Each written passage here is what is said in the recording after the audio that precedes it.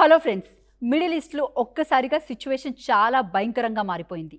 ఎప్పుడు ఏం జరుగుతుందో, ఏ నిమిషానికి ఎటు నుంచి ఎలాంటి ముప్పు వస్తుందో తెలియని హై టెన్షన్ వాతావరణం నెలకొంది. ఒకవైపు సౌదీ అరేబియా, ఇంకోవైపు యూఏఈ, మరోవైపు అమెరికా మిలిటరీ బేసెస్. ఇలా వరుసగా జరిగిన 3 భారీ ఇన్సిడెంట్స్ ఇప్పుడు ప్రపంచాన్ని వణికిస్తున్నాయి. అసలు వరల్డ్ వార్ 3 లాంటి పరిస్థితులు వచ్చేసాయా అని అనుమానాలు కలుగుతున్నాయి.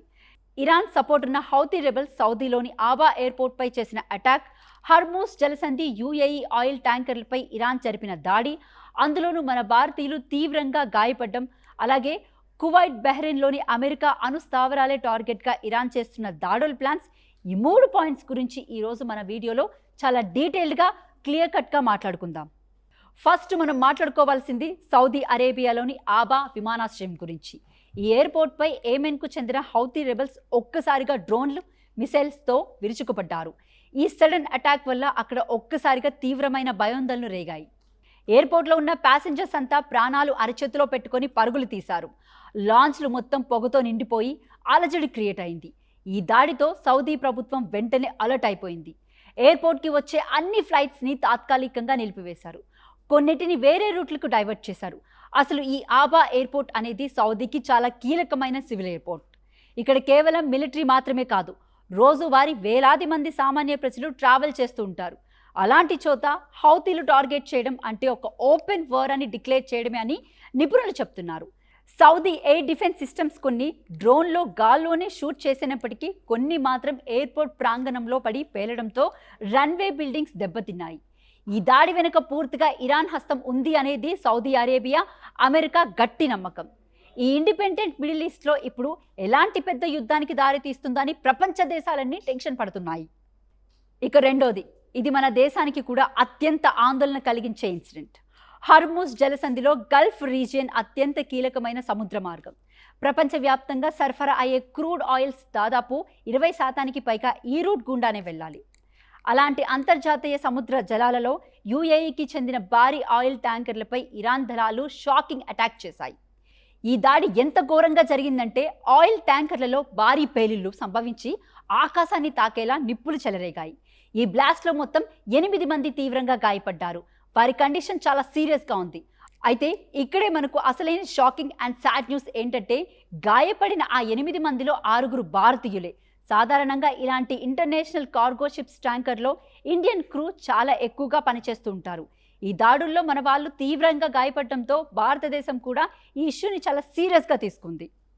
ఇరాన్ నేరుగా ఇలాంటి దాడులకు తెగబడడం వల్ల గ్లోబల్ ఆయిల్ సప్లైకి పెద్ద బ్రేక్ పడే అవకాశం ఉంది.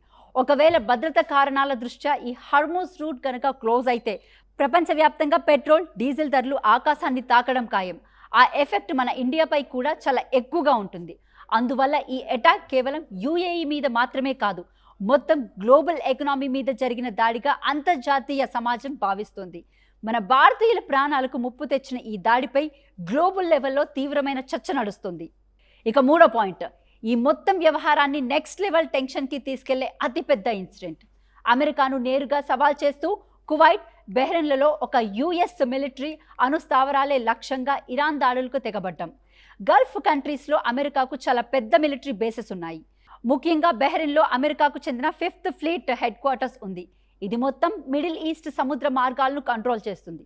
అలాగే కువైట్లో కూడా చాలా వేలాది మంది అమెరికన్ సైనికులు, భారీ ఆయుధ సంపత్తి ఉంది. ఇప్పుడు ఇరాన్ నేరుగా ఈ అణుస్థావరాలే టార్గెట్గా చేయడం అంటే సూపర్ పవర్ అయిన అమెరికాతో నేరుగా యుద్ధానికి కాలు దువ్వడమే.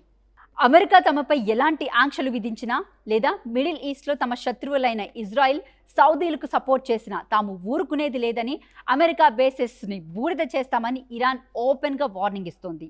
ఈ దాడుల వార్తలతో కువైట్, బహ్రెయిన్లలో ఉన్న అమెరికన్ బేసెస్ అన్ని హై అలర్ట్లోకి వెళ్ళిపోయాయి. వారి యాంటీ మిసైల్ సిస్టమ్స్ అన్నిటినీ యాక్టివేట్ చేశారు. ఒకవేళ ఇరాన్ కనుక అమెరికా అణు స్థావరాలపై భారీ అటాక్ సక్సెస్ఫుల్గా చేసినా అమెరికా ఊరుకోదు. ఆ తర్వాత అమెరికా చేసే రియాలిటేషన్ ఎలా ఉంటుందో ఊహించుకుంటేనే భయమేస్తుంది.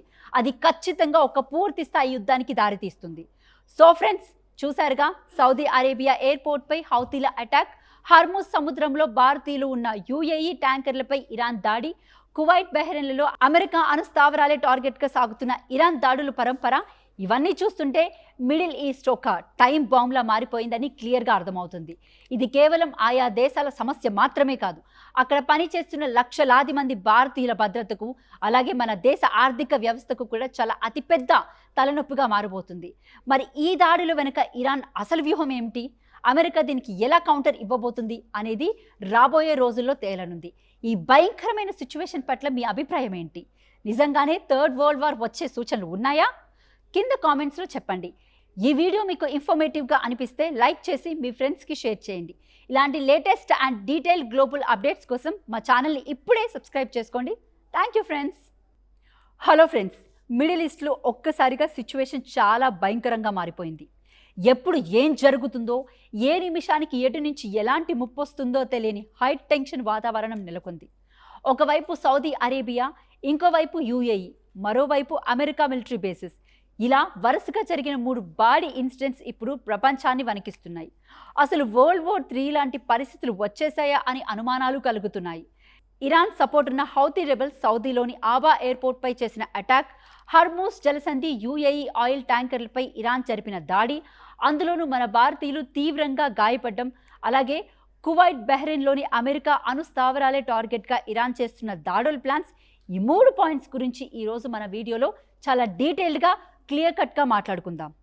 ఫస్ట్ మనం మాట్లాడుకోవాల్సింది సౌదీ అరేబియాలోని ఆబా విమానాశ్రయం గురించి. ఈ ఎయిర్పోర్ట్పై ఏమెన్కు చెందిన హౌతీ రెబెల్స్ ఒక్కసారిగా డ్రోన్లు, మిసైల్స్తో విరుచుకుపడ్డారు. ఈ సడన్ అటాక్ వల్ల అక్కడ ఒక్కసారిగా తీవ్రమైన భయోందనలు రేగాయి. ఎయిర్పోర్ట్లో ఉన్న ప్యాసింజర్స్ అంతా ప్రాణాలు అరచేతిలో పెట్టుకొని పరుగులు తీశారు. లాంచ్లు మొత్తం పొగతో నిండిపోయి అలజడి క్రియేట్ అయింది. ఈ దాడితో సౌదీ ప్రభుత్వం వెంటనే అలర్ట్ అయిపోయింది. ఎయిర్పోర్ట్కి వచ్చే అన్ని ఫ్లైట్స్ని తాత్కాలికంగా నిలిపివేశారు. కొన్నిటిని వేరే రూట్లకు డైవర్ట్ చేశారు. అసలు ఈ ఆబా ఎయిర్పోర్ట్ అనేది సౌదీకి చాలా కీలకమైన సివిల్ ఎయిర్పోర్ట్. ఇక్కడ కేవలం మిలిటరీ మాత్రమే కాదు, రోజువారీ వేలాది మంది సామాన్య ప్రజలు ట్రావెల్ చేస్తూ ఉంటారు. అలాంటి చోట హౌతీలు టార్గెట్ చేయడం అంటే ఒక ఓపెన్ వార్ అని డిక్లేర్ చేయడమే అని నిపుణులు చెప్తున్నారు. సౌదీ ఎయిర్ డిఫెన్స్ సిస్టమ్స్ కొన్ని డ్రోన్లో గాల్లోనే షూట్ చేసినప్పటికీ కొన్ని మాత్రం ఎయిర్పోర్ట్ ప్రాంగణంలో పడి పేలడంతో రన్వే బిల్డింగ్స్ దెబ్బతిన్నాయి.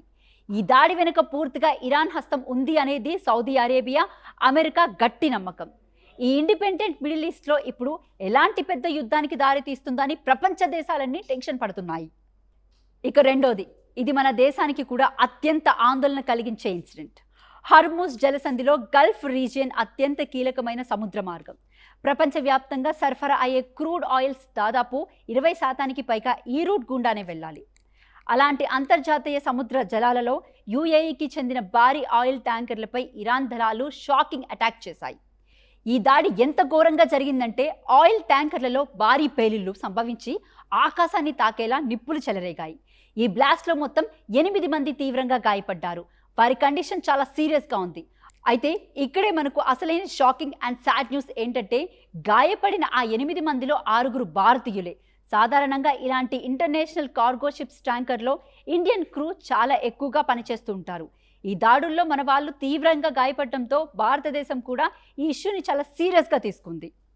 ఇరాన్ నేరుగా ఇలాంటి దాడులకు తెగబడడం వల్ల గ్లోబల్ ఆయిల్ సప్లైకి పెద్ద బ్రేక్ పడే అవకాశం ఉంది. ఒకవేళ భద్రతా కారణాల దృష్ట్యా ఈ హర్మూజ్ రూట్ కనుక క్లోజ్ అయితే ప్రపంచవ్యాప్తంగా పెట్రోల్, డీజిల్ ధరలు ఆకాశాన్ని తాకడం ఖాయం.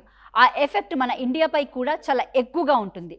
అందువల్ల ఈ అటాక్ కేవలం యుఏఈ మీద మాత్రమే కాదు, మొత్తం గ్లోబల్ ఎకనామీ మీద జరిగిన దాడిగా అంతర్జాతీయ సమాజం భావిస్తోంది. మన భారతీయుల ప్రాణాలకు ముప్పు తెచ్చిన ఈ దాడిపై గ్లోబల్ లెవెల్లో తీవ్రమైన చర్చ నడుస్తుంది. ఇక మూడో పాయింట్, ఈ మొత్తం వ్యవహారాన్ని నెక్స్ట్ లెవెల్ టెన్షన్కి తీసుకెళ్లే అతిపెద్ద ఇన్సిడెంట్. అమెరికాను నేరుగా సవాల్ చేస్తూ కువైట్, బహ్రెయిన్లలో ఒక యుఎస్ మిలిటరీ అణు స్థావరాలే లక్ష్యంగా ఇరాన్ దాడులకు తెగబడ్డం. గల్ఫ్ కంట్రీస్లో అమెరికాకు చాలా పెద్ద మిలిటరీ బేసెస్ ఉన్నాయి. ముఖ్యంగా బహ్రెయిన్లో అమెరికాకు చెందిన 5th ఫ్లీట్ హెడ్ క్వార్టర్స్ ఉంది. ఇది మొత్తం మిడిల్ ఈస్ట్ సముద్ర మార్గాలను కంట్రోల్ చేస్తుంది. అలాగే కువైట్లో కూడా చాలా వేలాది మంది అమెరికన్ సైనికులు, భారీ ఆయుధ సంపత్తి ఉంది.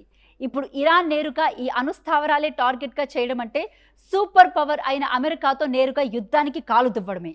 అమెరికా తమపై ఎలాంటి ఆంక్షలు విధించినా లేదా మిడిల్ ఈస్ట్లో తమ శత్రువులైన ఇజ్రాయిల్, సౌదీలకు సపోర్ట్ చేసినా తాము ఊరుకునేది లేదని, అమెరికా బేసెస్ని బూడిద చేస్తామని ఇరాన్ ఓపెన్గా వార్నింగ్ ఇస్తోంది.